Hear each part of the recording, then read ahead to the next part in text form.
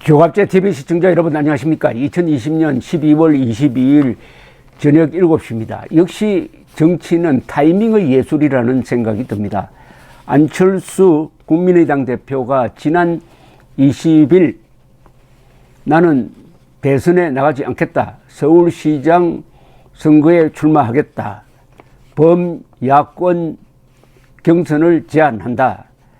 그리고 이번 서울시장 선거를 통해서 반문 연대를 하겠다. 그걸 교도보로 해가지고 2022년에 우리가 정권을 찾아오겠다 하는 이런 구상을 밝혔습니다. 이게 정치판에 상당히 충격을 주고 있습니다. 비로소 침체에 빠졌던 이 야권 정치판이 술렁이고 있습니다. 그리고 여권은 긴장하고 있습니다. 여기에 맞춰가지고 여론조사도 상당히 바뀌고 있습니다. 그러니까 그 직후에 여론조사를 한 데가 한길 리서치네요. 쿠키뉴스 의뢰로 19일에서 20일 사이 서울시 거주 만 18세 이상 남녀 800명 대상으로 했는데 표본 오차는 95% 신뢰 수준의 플러스 마이너스 3.5%포인트입니다. 야권과 여권으로 갈라서 서울시장 선호도를 조사를 했더니 범야권에서는 안철수 대표가 17.4%로 1등을 차지를 했습니다. 그리고 2등은 나경원 전 미래통합당 의원 16.3%였습니다. 조은희 서초구청장 8.3%, 금태섭 전 민주당 의원 6.6%, 이혜훈 전 미래통합당 의원 3.8%, 김선동 전 국민의힘 사무총장 1.7%, 박춘희 전 송파구청장 1.4% 순이었습니다. 적임자가 없다는 응답은 28.2%, 기타 8.5%, 잘 모른 무응답 7.9%였습니다. 그러니까 빅2네요. 여기는 안철수 17.4, 그리고 나경원 16.3이었습니다.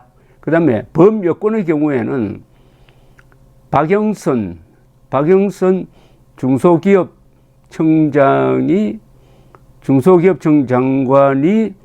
16.3%로 1등, 2등은 추미애 법무장관 8.8%, 그리고 3등은 박주민 민주당 의원 7.2%, 우상호 민주당 의원 6.6%, 박용진 민주당 의원 4.4%, 전현희 국민권익위원장 2.6%, 정청래 민주당 의원 2.5%, 적임자가 없다 32.1%, 기타 11.4%, 잘 모른 무응답 8.2%였습니다. 그러니까 여권, 야권을 다 합치면은 제일 지지율이 높은 사람이 안철수 17.4, 그 다음에 동률이 박영선, 나경원 16.3% 이렇게 되어 있습니다.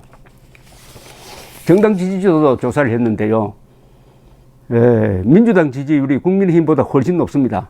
민주당이 38.3%, 민주당이 38.3%, 국민의힘은 20.7%, 반토막밖에 되지 않습니다. 정의당과 국민의당 지지율은 각각 5.2, 3.8%로 되었습니다. 그런데 내년 서울시장 선거에서 범여권 후보와 범야권 후보가 1대1로 대결할 경우에 누구를 찍겠느냐는 질문에는 43.2%가 범야권을 찍겠다고 했습니다. 범야권 단일 후보를 찍겠다. 37%는 범여권 후보를 찍겠다. 해서 이 정당 지지도 차이와는 다른 결과가 나옵니다. 즉 야권이 단일화가 되면은 서울시장 당선 가능성이 있다는 겁니다. 이걸 통해서 알 수 있는 것은 국민의힘이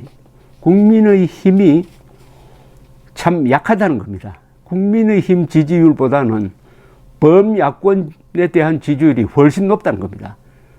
그리고 여기에 안철수 파워가 등장해가지고 이제 정치판에서 안철수 대 김종인 대결 구도로 간다면은 안철수가 더 앞선다는 의미가 여기 포함되어 있습니다.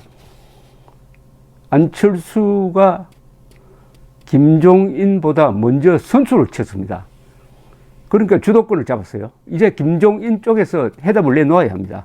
그 해답은 역시 단일화를 어떻게 하겠다는 아이디어가 나와야 될 겁니다. 그러면 국민의힘은 별도로 해가지고 후보를 낸다. 그 후보와 안철수와의 관계를 어떻게 조정하겠느냐.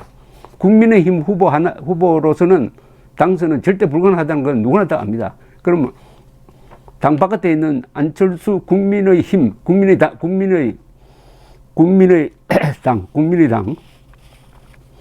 국민의당과 어떻게 단일화를 하겠느냐 하는 것은 여러 가지 방안이 아마 구상되고 있을 것으로 보입니다. 그렇다고 안철수 후보가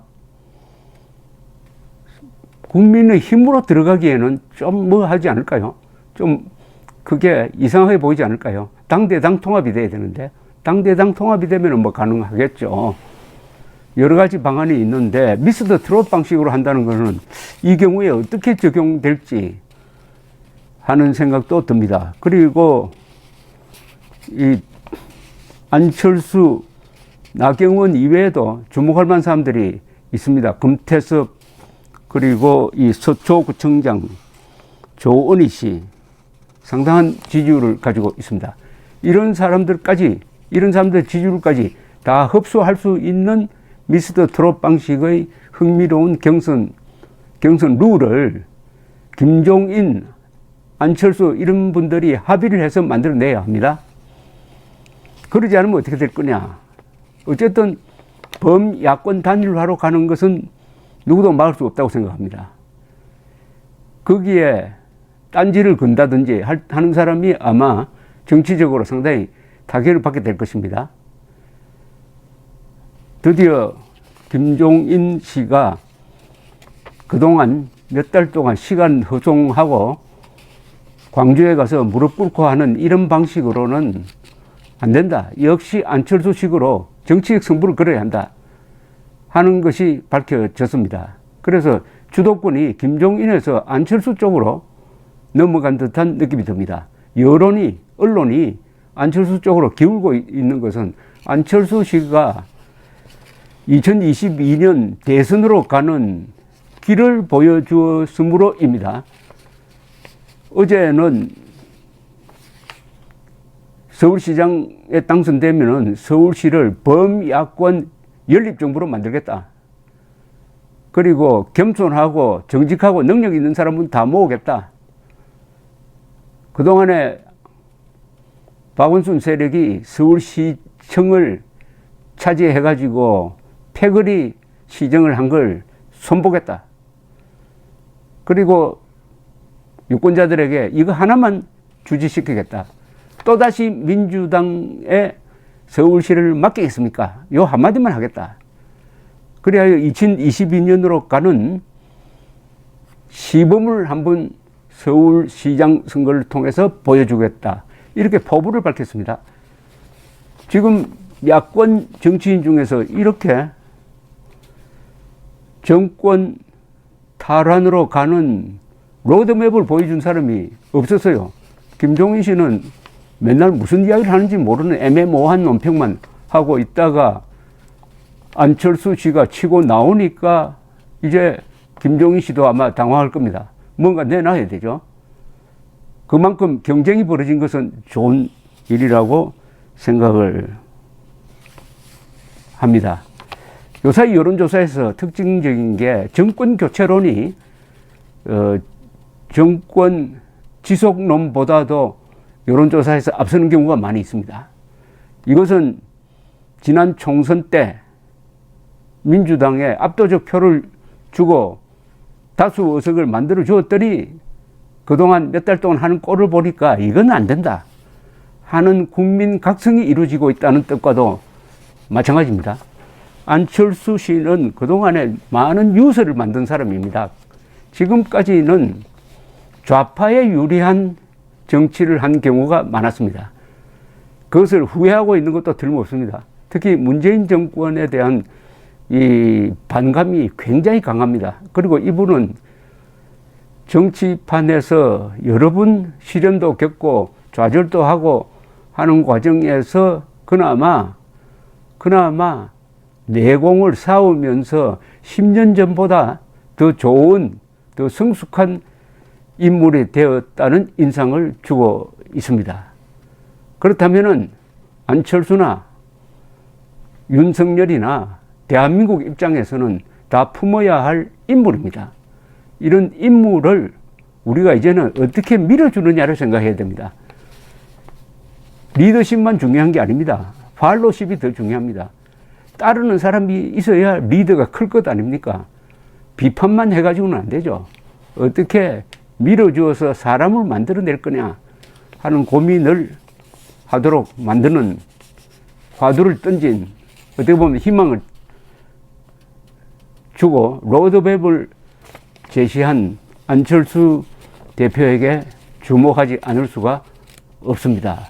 김종인 비대위원장의 한 수를 기대해 봅니다. 감사합니다.